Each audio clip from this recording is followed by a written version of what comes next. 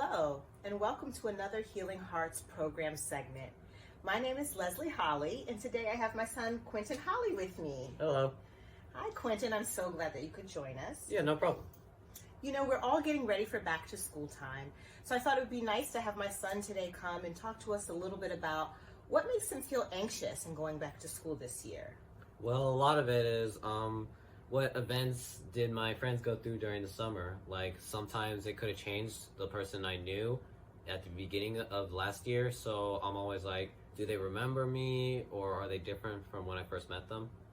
Yeah, because I know we did move a lot, so you've moved a lot as a kid. Has that really affected you in making friends? Yeah, you told me when I was a lot younger, I would be more proactive and very friendly, and I had a lot of friends, but as we moved, I became more introverted. Yeah. And I don't make as many friends now than when I used to. How does that make you feel? Sometimes when I think about it, a little sad, but I mean, it's not all terrible. Now I know that I can still make friends. I just have fewer, but they're much closer. Okay, that's a good way of looking at it. What else makes you anxious in thinking about going back to school? Expectations, definitely. Because actually right now, I'm a sophomore in high school, and I gotta be ready for all these events that will impact my life. Like, in the future, I gotta worry about SATs, tests, all sorts of stuff that will impact my life drastically. For college. Yes. Yeah. I think we do live in a time now where a lot is expected of young people in preparing for college. Yeah. What are some of the anxiety symptoms you feel that you have in thinking about all of these things? Sometimes I'm a little bit scared. I'm confused about what's going to happen. I'm also a bit scared of what happens when I tell my parents that if I didn't get into this college, if I didn't do well on this test. What will happen? Yeah. You know, anxiety is all about thinking about the future, what's going to happen in the future, things that we can't predict. It's best to kind of focus in on the present and what's happening. But at the same time, I think it's really important to empathize with our high schoolers about the pressures that they're feeling, especially if they're going through other things like grief, school transitions, friend group issues. You know, that's a lot to deal with as a teenager currently, especially coming out of COVID-19. Yeah, a lot of kids were a lot more friendly before COVID, and then after, no one really talked to each other that much.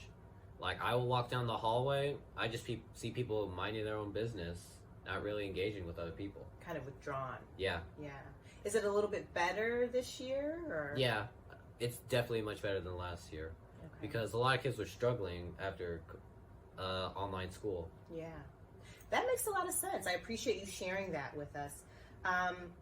What are some things or some tips that you think you could give us as parents with all of the stressors that you have to deal with right now that could help us? Well, usually when I'm anxious, I would listen to my favorite music, but related to parents, I would tell them to, like, maybe just talk to me sometimes. Even if I don't want to, please ask me, how did your school day go? You mean me? Yes. Yeah? Okay. Like, if I say, it's okay, still, like, please, I'm right here. You can talk to me. Okay.